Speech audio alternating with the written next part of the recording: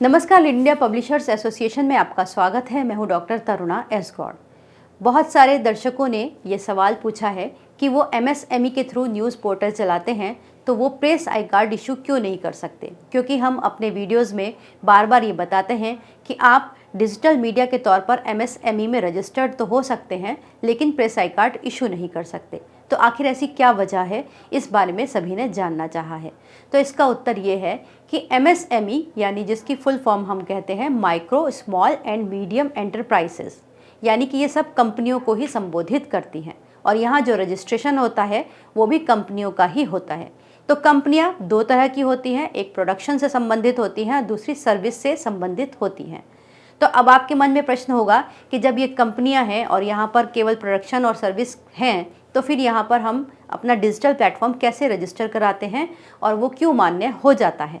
तो इसका उत्तर ये है कि यहाँ पर जो सर्विस प्रोवाइडर होते हैं उसमें समाचार देने को भी एक सर्विस क्लास में रखा गया है, यानी कि आप सर्विस प्रोवाइड कर रहे हैं जनता को और वो न्यूज़ की शेप में है। तो ये वहाँ पर आपको क्लास 63 में रजिस्ट्रेशन ले सकते हैं। लेकिन समस्या तब खड़ी होती है जब बात मीडिया रजिस्ट्रेशन की आती है। तो सरकार ने एक प्रोविज़न के थ्रू ये तो बताया है कि डिजिटल प्लेटफॉर्म जो कि एक प्रॉपर तरीके से न्यूज़ देने का काम कर रहे हैं, एक निश्चित अंतराल पर न्यूज़ देने का काम करते हैं और ठीक ऐसे ही एक्ट करते हैं जैसे मीडिया करता है, तो उन्हें डिजिटल मीडिया माना जाएगा और वो इस काम को कर सकते हैं। लेकिन उनको रजिस्टर्ड यानी कि पारंपरिक मीडिया नहीं माना जाएगा। रजिस्ट्रेशन का प्रोसेस जो होता है मीडिया का वो केवल आरएनआई और एमआईबी से होता है।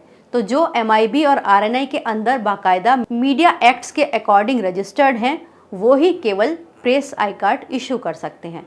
तो आप एक आम नागरिक होने के नाते खबरों को संकलित कर सकते हैं, दे सकते हैं, लेकिन आप प्रेस आई कार्ड इशू नहीं कर सकते।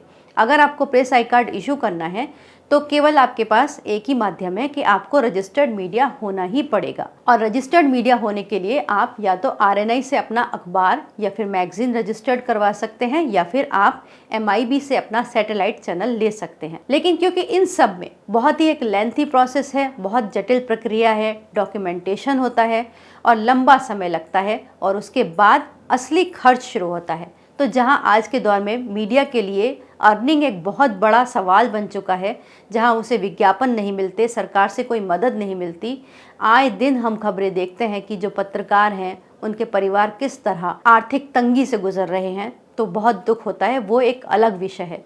तो ऐसे में अखबार चलाना तो वाकई में एक बहुत बड़ा काम होता है, तो ये बहुत बड़ा खर्च होता है। और इस स्थिति में अगर आप ये सब नहीं कर पाते हैं तो आप केवल डिजिटल प्लेटफॉर्म पे काम करना चाहते हैं क्योंकि वो आसान है।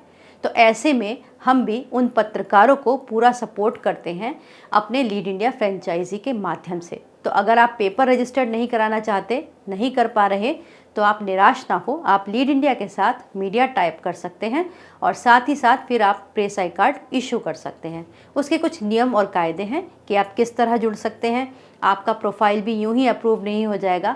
आप पहले अपना पूरा प्रोफाइल भेजते हैं, हमारे यहाँ बोर्ड उस पर डिस्कस करता है, देखता है कि वाकई में आप पत्रकारिता के माध्यम से जनता की सेवा कर रहे हैं, तो हम फिर उस प्रोफाइल को अप्रूव करते हैं। तो अगर आपको भी इस विषय में जानना हो तो आप हमारे हेल्पलाइन नंबर पर बात कर सकते हैं। तो कुल मिलाकर आप डिजिटल प्लेटफॉर्म पर रहकर अपनी अभिव्यक्ति कर सकते हैं, मीडिया की तरह भी काम कर सकते हैं, लेकिन प्रेस आई कार्ड इशू करने में दिक्कत है। उम्मीद करते हैं ये वीडियो आपके लिए उपयोगी होगा। अच्छा लगे तो इसे लाइक और शेयर ज़रूर कीजिएगा। वीडियो देखने के लिए बहुत बहुत धन्यवाद।